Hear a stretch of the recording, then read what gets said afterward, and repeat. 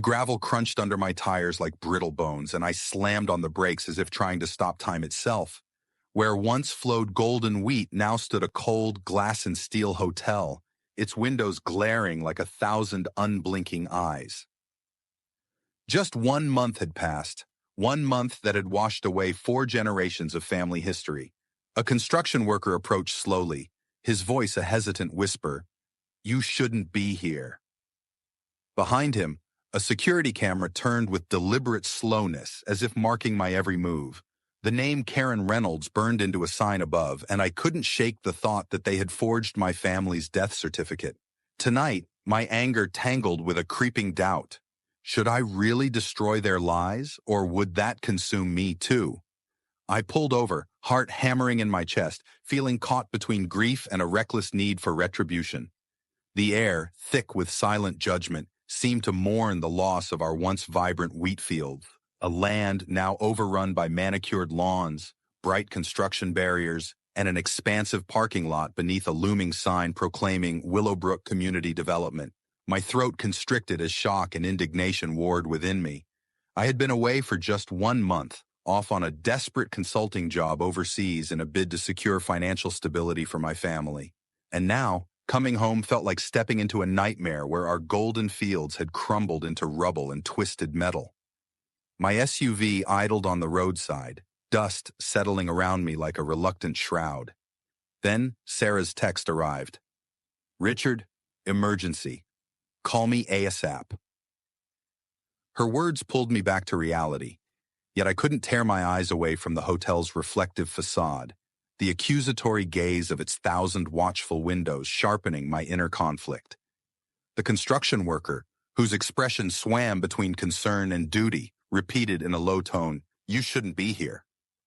His words echoed in my troubled mind. I stepped out, every muscle trembling with the weight of memories and the uncertainty of what to do next. "This is my family's land. Richard Holloway. We never sold," I declared, my voice quivering even as anger simmered beneath. He shifted uncomfortably, eyes darting toward security cameras that seemed to imprison both of us, and mumbled, I'm sorry, man. Just following orders." His apology, though sincere, only deepened the conflict raging inside me. My boots pressed into the soil that had nurtured generations, each step a painful reminder of loss and legacy. For a fleeting moment, I forgot how to breathe, haunted by my mother's husbanding phrase, "We're Holloways. We don't quit." Yet here I was, stranded in a landscape where even the ground seemed to protest. Every step felt like treading on the graves of my grandfather, my father, and all those who once fought for this sacred land. Karen Reynolds' name, etched on a nearby sign, tightened the knot in my throat. A bitter symbol of betrayal that I both despised and, confusingly, mourned. Of course, Karen had been the persistent critic, sending endless letters about our unkempt fences, her signature as smug as ever. Now her name crowned a towering monstrosity, a concrete and glass edifice devouring everything I held dear. I glanced at a nearby table cluttered with permits and zoning documents, their sterile phrases like community improvement and environmental compliance stinging me with both outrage and uncertainty. My stomach churned with the taste of betrayal, and I wondered if the calculated nature of it all meant I was facing a legal debacle or just another cruel twist of fate. With an acid bitterness filling my mouth, I turned away, torn between a desperate need for answers and the paralyzing fear of losing myself to vengeance. If I didn't get answers soon, I knew I'd never find peace, or even sleep. Sarah's text glowed insistently on my phone, a reminder that reality, as fractured as it was, still demanded attention. I promised myself we'd fight this, even as I battled the gnawing uncertainty inside. Was my identity as a Holloway defined by relentless resilience, or was it doomed to self-destruction? The land might appear dead, but a part of me still believed in its revival. And yet, in that conflicted moment, I vowed to reduce their empire of paperwork to ashes, even as I questioned whether burning it all down might ultimately scorch what remained of me. The coffee shop in town was nearly empty. I found a corner table, cradling a steaming cup I barely tasted. My laptop glowed with research windows, property lines, zoning regulations, old farmland records. My pen scratched across a notepad, each question leading to 10 more. A waitress approached, refilling my coffee. Rough day? I forced a thin smile. Just getting started. And it was true. The deeper I dug, the more I realized how meticulously Karen and her cronies had orchestrated the takeover. Whispered deals, fast-tracked permits, and an HOA board all too eager to approve. A single name kept popping up. Karen Reynolds, president of Willowbrook Estates HOA. The same Karen who once threatened us with a fine if we didn't trim the hedges. My phone buzzed again. Sarah. I answered, trying to keep my voice steady. Richard, she said, it's worse than we thought. We received an official notice. They claimed the land's under some new rezoning for community development. I exhaled sharply, pen tapping the table. I'll handle it. Tell me everything when I get home. The ride back felt surreal. My thoughts flitted to the day we spread my grandfather's ashes over these fields. He believed in the sanctity of this farm. Knowledge is your best weapon, he'd say, showing me old property documents he'd guarded like treasure. Now it was time to use them. Sunlight slanted through the barn's wooden slats, illuminating dust motes that danced like ghosts of the past. I rummaged through a battered file cabinet, pulling out a stack of yellowed deeds and maps. My grandfather's careful slanting script covered the margins, each note a clue to how he'd safeguarded our property. The hotel wasn't a building, it was a taunt, a concrete middle finger to my family. Every step toward it crushed soil that had nourished us for a century. My boots left cracks in the earth, or maybe those were the cracks in my resolve. One by one, I laid the documents across an old workbench. Hand-drawn surveys from the 1950s, inheritance records, boundary lines meticulously annotated. A single phrase on one map caught my eye. Article 7.3, Emergency Reclamation. It was circled in red. Why? My heart thumped. My grandfather had circled it, likely for a reason. A noise outside made me freeze. Peering through a narrow window, I saw a white SUV with HOA stickers roll up. Karen Reynolds herself stepped out, clipboard in hand, expensive heels sinking into the damp earth. She swept her gaze over the farm like she owned the world. My phone vibrated with a text from Marcus, our lawyer. Found something interesting. Call me ASAP. But I stayed hidden, not wanting to give Karen the satisfaction of seeing me. She took notes, snapped a few photos, then left, dust trailing behind her car. I slid the barn door open, stepping out into the late afternoon sun. The land felt charged, every blade of grass humming with the weight of generations. Karen thought she could seize what wasn't hers. She had no idea the storm that was brewing. That night, I spread the documents across our kitchen table. Sarah sat beside me, eyes scanning lines of script written before either of us was born. Marcus's voice crackled over the phone as we explained each discovery. These documents prove continuous farm use for decades, I said, tapping a set of photographs with year-stamped corners. No one abandoned anything. There's no legal basis for them to claim it was underused land. Keep going, Marcus encouraged. Find every shred of evidence. Paper trail is everything here. My gaze flicked to the sealed envelope we'd unearthed in the barn, a red wax seal with our family's initial. We hadn't opened it yet. Something in me wanted to savor the possibility it held, like a final ace up my grandfather's sleeve. Sarah placed a comforting hand on my arm. We'll get through this. We have to. The phone buzzed with a text from an unknown number. Some secrets are better left buried.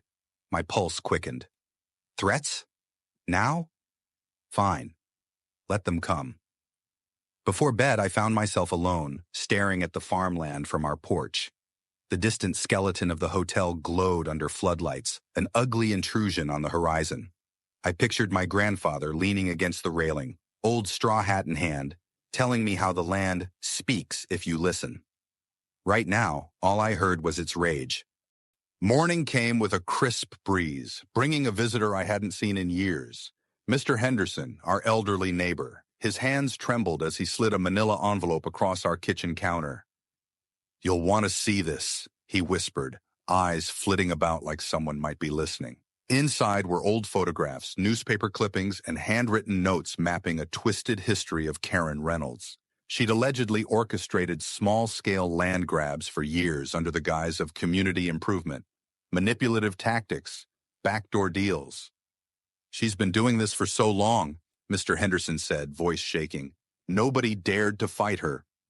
My jaw clenched. "Well, that's about to change."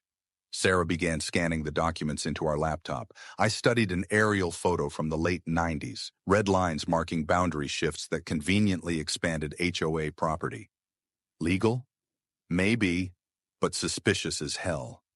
Mr. Henderson's voice dropped to a near whisper. "People in the community are scared of her.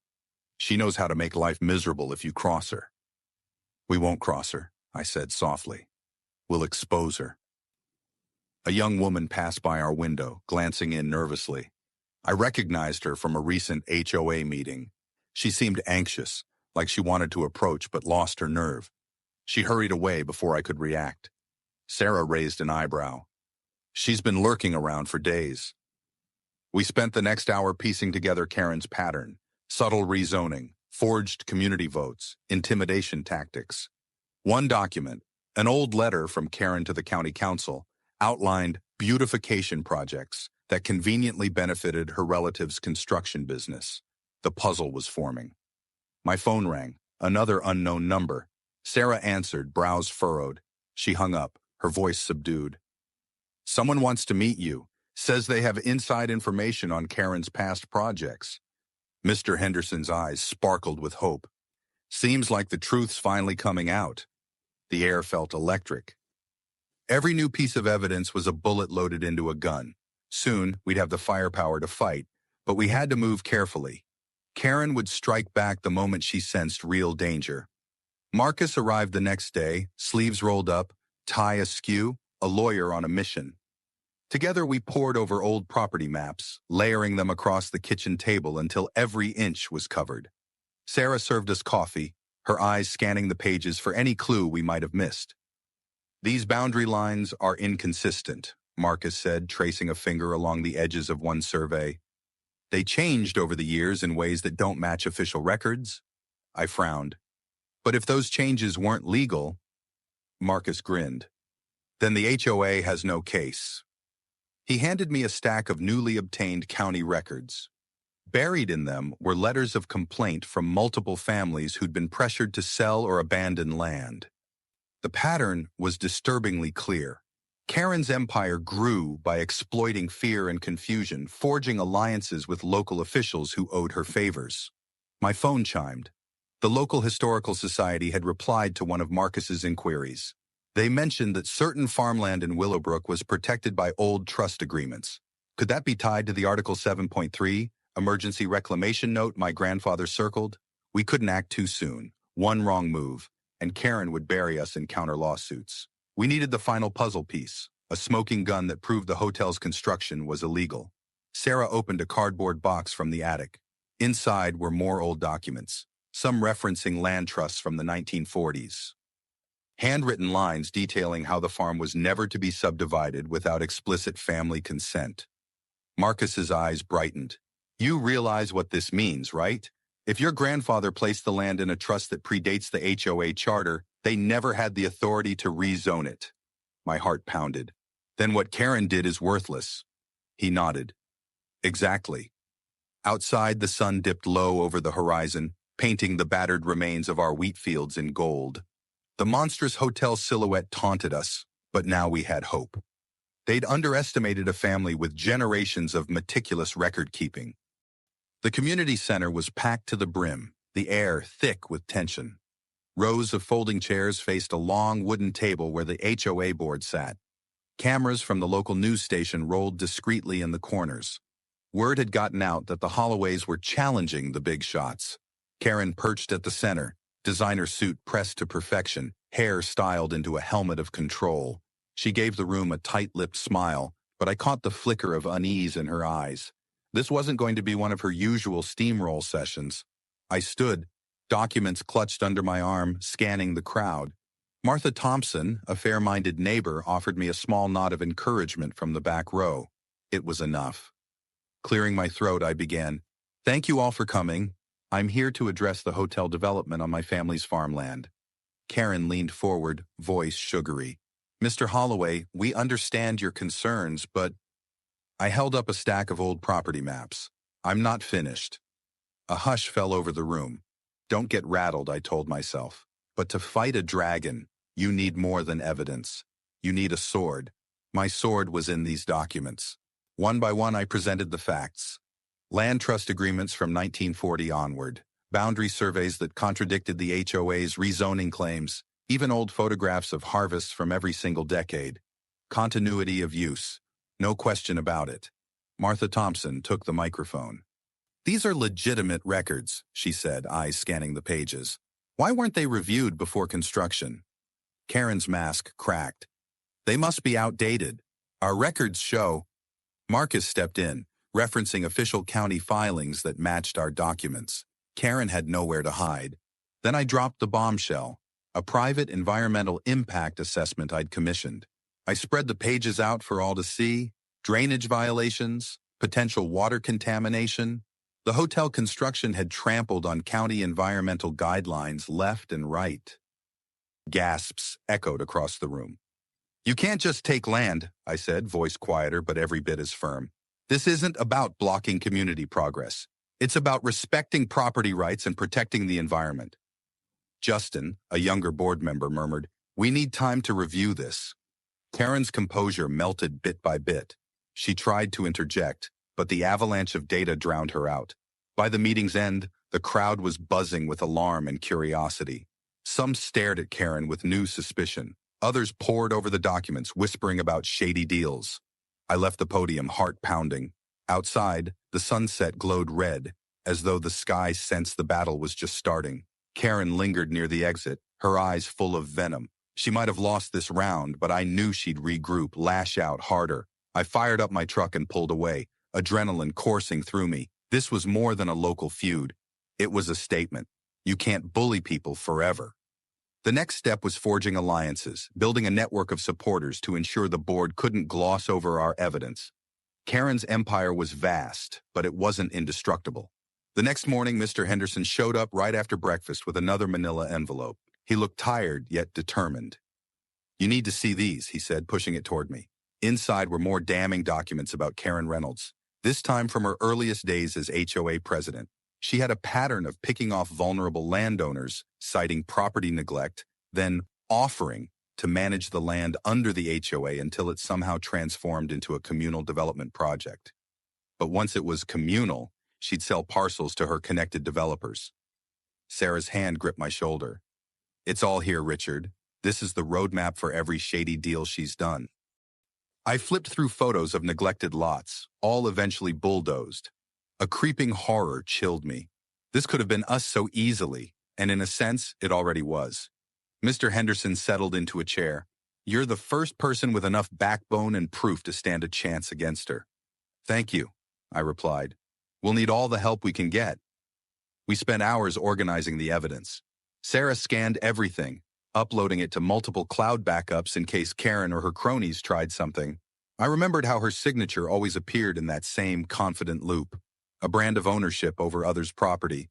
Late in the afternoon, Sarah answered a cryptic phone call. Someone claiming to have inside knowledge of the county council's collusion with Karen. It felt surreal, like we were in a detective novel, except our home and future were on the line. Outside, I noticed that same young woman from the other day wandering near our fence. She snapped photos, then hurried off when I opened the door. My gut twisted with suspicion. Was she working for Karen, or was she scared, trying to pass information? Mr. Henderson stood to leave. He gave me a long look, voice low. Sometimes the quietest people have the loudest stories.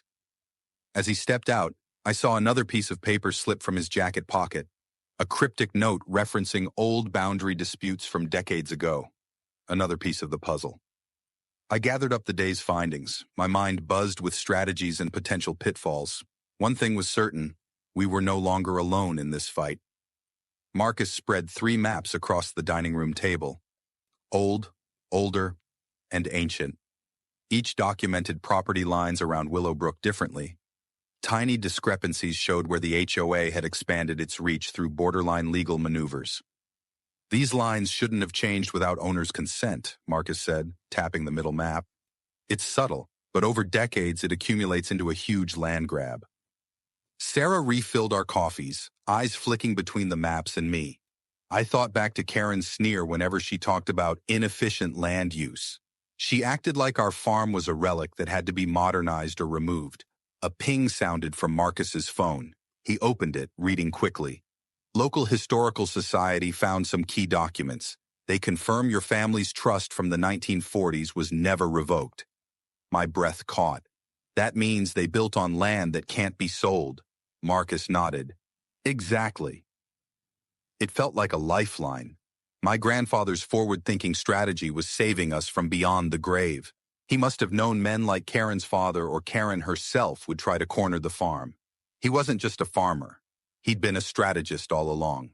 The hours wore on, and our living room transformed into a war room of legal references. The air smelled like old paper and coffee grounds. I found myself whispering thanks to my grandfather for his diligence. Each document was a shield, each typed line a rung to climb out of this mess. As dusk settled, Sarah brought down another dusty box from the attic. Inside lay more letters, some addressed to old county officials, referencing grants, inspections, and farmland protection laws. My eyes blurred from reading, but I pressed on. If I missed even one detail, Karen could slip through a loophole. By night's end, we had a game plan. We'd file an injunction to halt further construction on the hotel. Then we'd present the trust documents and boundary discrepancies, effectively proving the HOA had no legal right to build there. A part of me felt a surge of triumph. They never expected a farmer to fight back, and fight smart. The next day, the local paper, the Willowbrook Herald, ran a front-page article, "Family Challenges HOA Over Alleged Land Grab." They quoted me carefully, describing how the Holloway farm had been in our family for 4 generations. Karen's name appeared in the piece, but she refused to comment. Within hours, my phone began ringing off the hook. Reporters, neighbors, even people from other counties who said they'd been victimized by aggressive HOAs. Support and curiosity flowed in equal measure. Karen's retaliation arrived by afternoon. A cease and desist letter from the HOA's lawyers. It claimed we were spreading misinformation and tarnishing the community's reputation. My blood boiled, but Marcus just smirked. It's hollow. She's playing defense because you drew blood. A local TV reporter named Emily Rodriguez showed up outside the farm gates requesting an on-camera interview. She stood against the backdrop of golden sunlight, the half-constructed hotel looming behind her. I took a deep breath, remembering every insult Karen had ever thrown our way. "This is more than a land dispute," I told Emily. "It's about family legacy and the right to protect what's ours." The camera blinked red, capturing every word. Karen and her board cronies couldn't silence us now. The story was out, and people were paying attention. That evening, Sarah and I watched the segment on the local news, footage of me speaking cut to stock images of farmland, then to the towering hotel. A sharp pang hit my gut, seeing that concrete monster overshadowing our fields. But the broadcast ended with a statement from an environmentalist group promising to investigate potential wetland or ecological violations. I glanced at Sarah. She nodded, a determined set to her jaw. If the HOA had harmed protected land, no paper trail could save them. Karen's empire might crumble faster than we'd anticipated, and crumble it did. Over the next week, we learned about potential wetland protections on a corner of our property, the exact spot where the hotel's foundation stood. Marcus showed me a geological survey, an almost invisible marker that designated the area as an ecologically sensitive zone. That single dot changed everything. "We have them," Marcus said, laying out a series of environmental regulations. If they built on protected land, the fines alone could bankrupt the project. My mind flashed to memories of trudging through that marshy patch as a kid, catching frogs and hearing my grandfather caution me not to damage the reeds. He knew. He must have recorded it somewhere. Images of the farmland flickered in my mind, a delicate ecosystem that thrived if left undisturbed. Karen, in her arrogance, hadn't just stolen land, she'd poisoned it. My grandfather's voice hissed in my memory. They starved the soil. They starved the soul, all for profit. Marcus made calls to an environmental law specialist. Documents traded hands. Each piece of evidence was another blow to the HOA's wall of legalities. The press wanted statements. Local officials suddenly distanced themselves from Karen, claiming they'd been misled. The momentum shifted in our favor.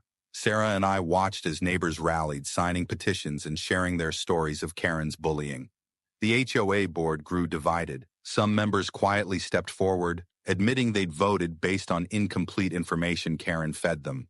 I felt a surge of vindication, but also sadness for how many lives she'd disrupted. Late one evening, we received an anonymous email containing aerial photos that confirmed the wetland area was far more extensive than any official HOA documents indicated. No one knew who sent it, but I suspected an insider fed up with Karen's manipulation. The truth has a way of surfacing when people have had enough. I remembered the day Karen stood on that same patch of land in her fancy heels, sinking into the mud. She had no respect for it, no understanding of what it meant. Well, the land would fight back now, with us as its voice. The day of the court hearing felt like stepping into a ring. I was David, facing Goliath in a crisp blazer and high heels. Karen sat 2 rows ahead, flanked by her legal team. Her calm facade was betrayed by the jittery tapping of her fingernails on the table. Judge Elizabeth Hartman presided, known for zero tolerance of shady dealings. Marcus started our argument strong, unveiling the property trust documents, genealogical records, and environmental surveys. The tension in the courtroom grew so thick I could taste it. Karen's lawyer tried to paint us as obstructionists, accusing me of impeding community progress. I clenched my jaw, thinking of the farmland that had fed my family for generations. Community progress, right? More like personal profit. The judge turned to Karen, eyes narrowed. Why did your organization proceed with construction without a comprehensive environmental impact study? Karen responded in a carefully rehearsed tone. We followed all standard procedures. Property was technically... Marcus slid an email chain onto the evidence table, exposing how she bypassed official protocols. Judge Hartman's gaze sharpened. One of Karen's own board members took the stand, hands shaking. He confessed to internal disagreements, revealing that Karen coerced them into approvals by threatening fines and social ostracism. You could almost feel the air crackle with disbelief. An environmental expert testified about the wetland disruptions, potential fines, the damage to native species. Karen's face paled. The foundation of her empire cracked as each new piece of evidence struck. After hours of testimony, the judge's summation was damning. She lambasted the HOA for overreach and found the hotel project in violation of multiple regulations. She ordered construction halted, pending a full investigation. Karen's jaw set tight, but no argument could save her from the undeniable facts. We filed out into the hallway, neighbors offering quiet congratulations. Reporters peppered me with questions, cameras flashing. I looked back to see Karen trembling in barely contained fury. But for once, she had no snide comment. As I exited, a wave of relief washed over me. I thought of my grandfather's words, knowledge is your best weapon. He was right.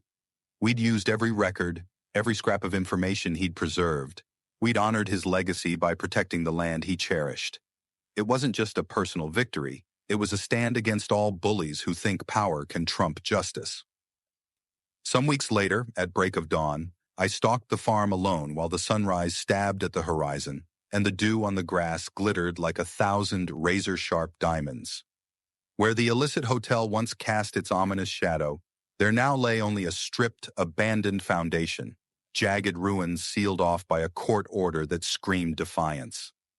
The oppressive silence was as if the land itself had inhaled a long-awaited breath of life, ready to wage its own reclamation. Marcus's calls exploded with explosive news. Several city council members, ensnared by Karen's corrupt clutches, had unceremoniously resigned amidst a seething investigation. Karen herself now faced a merciless gauntlet, from crippling fines to a lawsuit spearheaded by the state's Environmental Commission. In an instant, her meticulously crafted alliances disintegrated under the relentless force of scrutiny.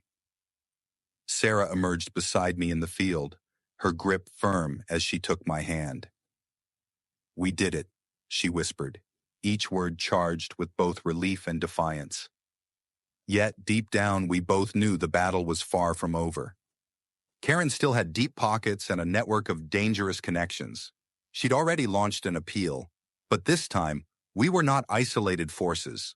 The community had united, a battalion of impassioned neighbors forging alliances to protect local farmland and hold the HOA accountable. A spark had been ignited, a flame of resistance that refused to be quenched. There, under the fierce dawn sky, I scooped a fistful of the rich, dark earth and let it cascade through my fingers like the pulse of time itself. I closed my eyes and conjured the memory of my grandfather's determined smile, a man who had meticulously plotted this uprising long before I was even old enough to grasp the stakes. We had secured our first monumental victory, reclaiming our farmland and enshrining it in law. But it was more than that. We had forced the entire community to confront a brutal reality. One man's rapacious greed could corrupt an entire town. Neighbors, once cowed into silence, began to share their own harrowing tales of intimidation, while the media shifted its focus to sweeping stories of property rights and environmental justice. The raw, unyielding tide of awareness had already surged through our collective spirit. On the horizon, a fierce hawk circled, an unyielding guardian watching over our hard-won triumph. In that charged moment, a wild calm settled over me. Our claim to this land was not merely political, it was woven into our very blood, our history. Karen Reynolds could marshal her resources and wage every courtroom skirmish she wished. Let her try. The evidence was stacked against her, and the community's support was an unstoppable force. We returned toward the house as Sarah's hand squeezed mine with quiet intensity. "Grandfather would be proud," she murmured, her voice thick with emotion. I nodded, tears threatening to break free as I whispered, "He prepared for this war long before he ever had to fight it, and I'm damn grateful he left us the ammunition." In the following days, I coordinated with environmental groups to begin the relentless task of restoring the ravaged wetlands. Local headlines erupted with follow-up stories urging farmland owners to defend their rights, and I took to the airwaves urging people to document every injustice, band together, and never underestimate the power sealed within a single piece of paper. At night, as the wind howled through the fields and the stars blazed above like defiant beacons, I found a profound peace. We had proven that no bully, no matter how powerful, could crush a family armed with knowledge and determination. The soil under my feet was no longer a cold grave. It pulsed with the promise of new harvests, of rebirth, and relentless resilience. Karen Reynolds might still lurk in the shadows, seething with wounded pride, but her reign of terror was shattered beyond repair. The Holloway farm now stood defiant, a living, breathing testament to the truth that legacy is so much more than land. It is the fierce, unyielding will to protect it. And to anyone foolish enough to try to claim what isn't theirs, just as Karen so bitterly discovered, never mess with a Holloway.